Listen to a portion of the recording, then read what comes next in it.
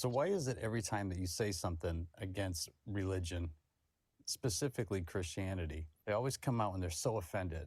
They get so angry that somebody would dare question their faith and would dare question the things that they are teaching in their churches and their Sunday schools. And they try to make it sound completely hysterical and over the top.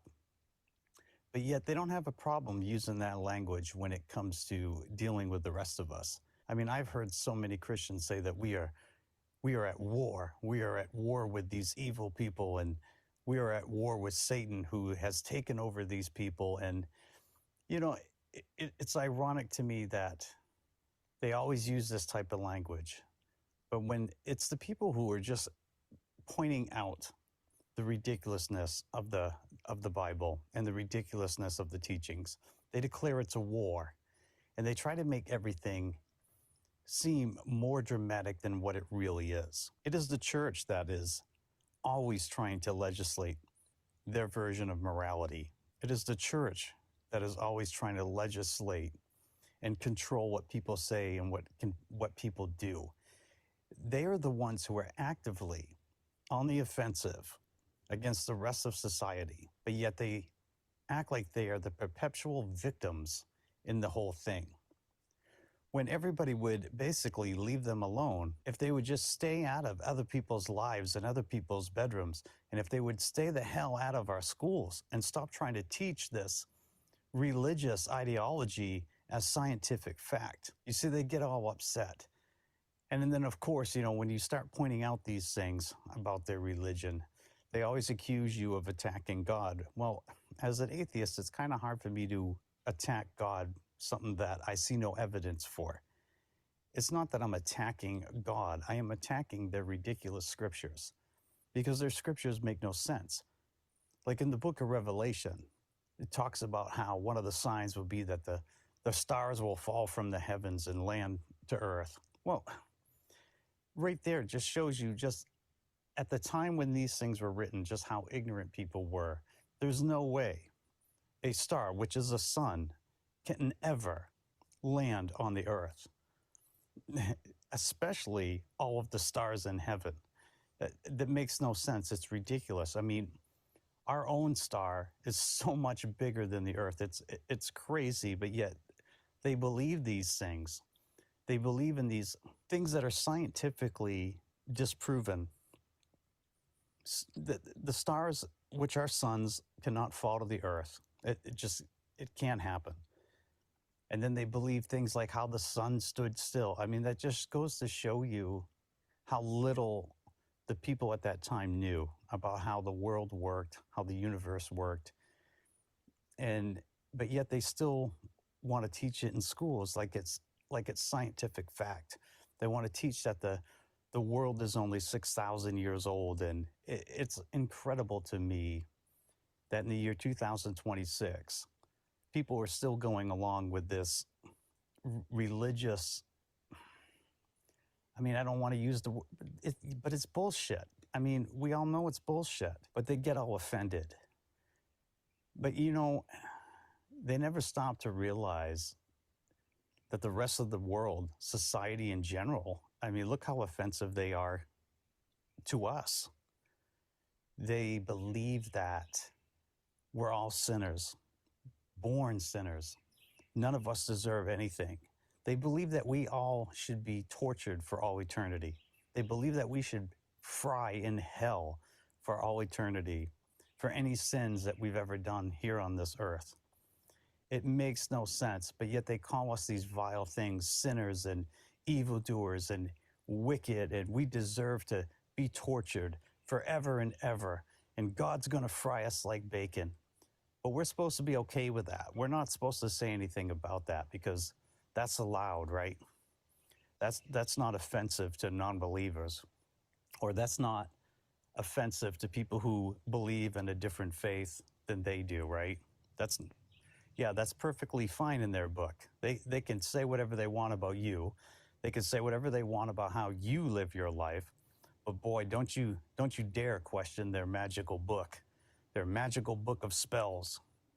I mean, and just on its face, you would think that most of these people would be able to recognize that this stuff is just so far over the top. I mean, just look in the Gospels, like in, what is it, in Mark chapter 16, where supposedly Jesus is telling people that these signs will follow them that believe. In my name, they will cast out demons. They will heal the sick. They will raise the dead. They will drink poison and it won't hurt them at all. The list goes on of just bullshit that they believe. But yet, we don't see that. When's the last time you've seen preachers in churches going to your local emergency rooms and laying hands on the sick and the whole hospital is cleared out? If this was all true, and it's not just the Christian faith, you know, it's some of these other faiths too that believe in all of these healings and stuff. If all of this was true, and this was all fact, there wouldn't be any need for hospitals. We wouldn't need health care. We wouldn't need all the things that we need, because the religious could just take care of it all. They could be like Jesus, and they could feed all of the hungry, heal all of the sick, raise all of the dead. But the fact that we even have these things, that we have sickness, the fact that we have disease, the fact that we have people starving to death, and we have babies starving to death, and children starving to death, and women starving to death, and cancers and tumors, and the list goes on, wars, and the fact that we have all of this suffering in this life just goes to show you that the whole book and everybody's faith systems are all BS, completely BS. Like, it makes no sense. Why would a supposed loved God, a God who cares about its creation, ever even create a place like this with all of this suffering, all of this turmoil? It just goes against reason. Like, any normal parent out there would not want to bring their child up in a place where there's so much danger and there's so much suffering and just so many things that can go wrong. And in fact, we try to limit those things in our own kids' life, in our own family's life, in our communities, in our towns. We try to take out those variables so that they don't happen to people. But yet we are supposed to believe that there's this God in heaven who created all of this and who purposely made all of this so-called sin, who purposely made all of this wickedness, who purposely made these diseases and starvation and the ability to commit war on mass scales and to kill millions of people. We're supposed to believe that. Does that make any sense to anybody's reason at all? No, it's absurd. It's absolutely ridiculous. And they don't even listen to themselves talk when they're talking about their own scriptures. They'll say things like Jesus was the first born of the dead. Well, that's not true. All you got to do is read the Gospels themselves. Didn't Jesus run around and raise people from the dead? What about Lazarus? Wouldn't Lazarus be a little bit before Jesus? And then not only that, you have at the time of crucifixion and the resurrection story, it's written that all of the graves opened up and all of the holy men that were long dead and buried came out of their graves and appeared to everybody in the town. It's ridiculous, but they throw that out there like it means something. Oh, Jesus is the firstborn of the dead. Well, that's not true. All you have to do is read the Gospels themselves. I have to wonder what happened to people in their critical thinking skills that we returned. We did have this age of reason, this age of enlightenment, where people began calling out all of this nonsense. That was great, but it seems like in this day and age, we're just returning back to superstition. All of the flat earthers are coming out again, and all of the fundamentalists in religion are coming out in full force, and they are trying to slam all of this religious nonsense down everybody's throat. They're trying to put it in our schools to teach our children. This is their last hurrah, I guess, because they know that it's all coming to an end, because the church has been diminishing year after year. And this is their last chance, their last push to try to hold on to all of that control that they once had. They're trying to get it back.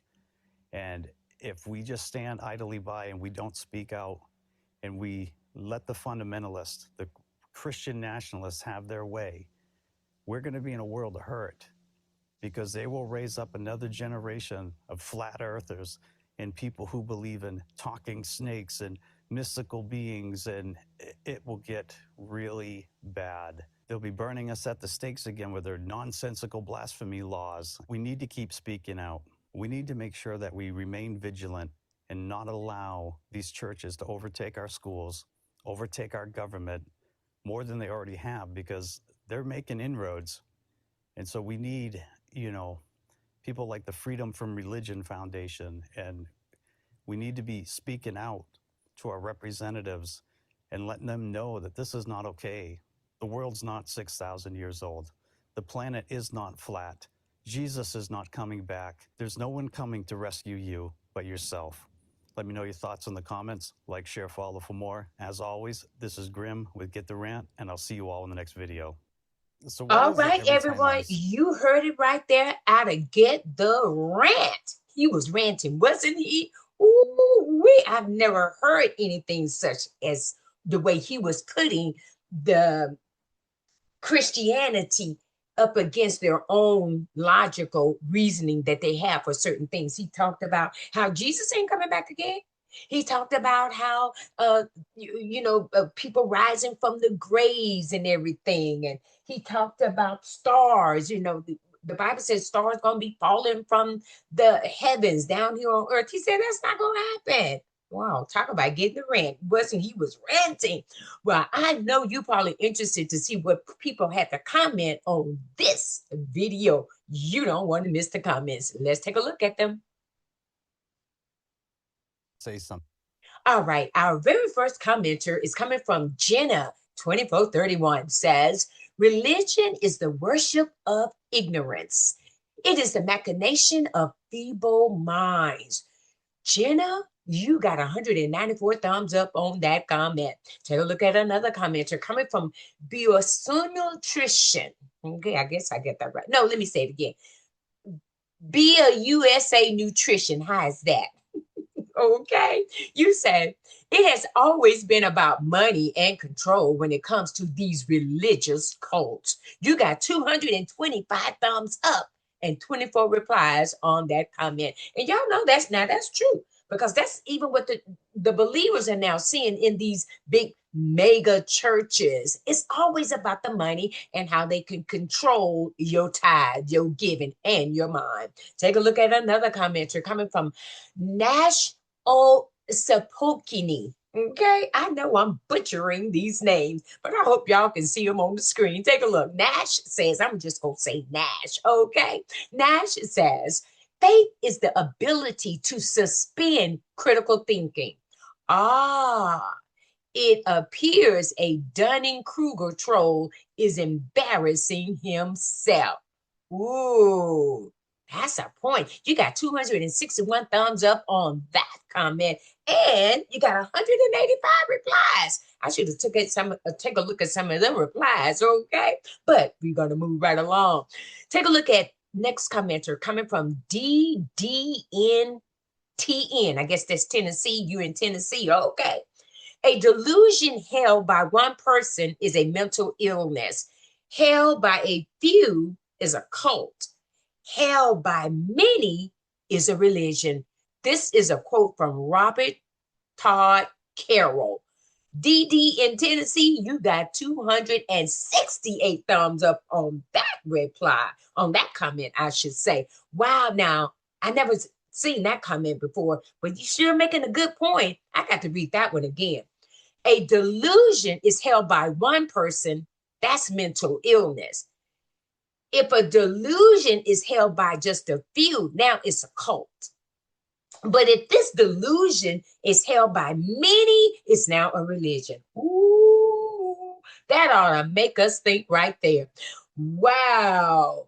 Take a look at our final commenter coming from TE8084 says, my sister goes to church every Sunday for years, and she's one of the meanest people. Ooh, now you know you telling the truth. TE, You got 143 thumbs up and that comment and 35 replies. That's true. Now let's be real, church believers.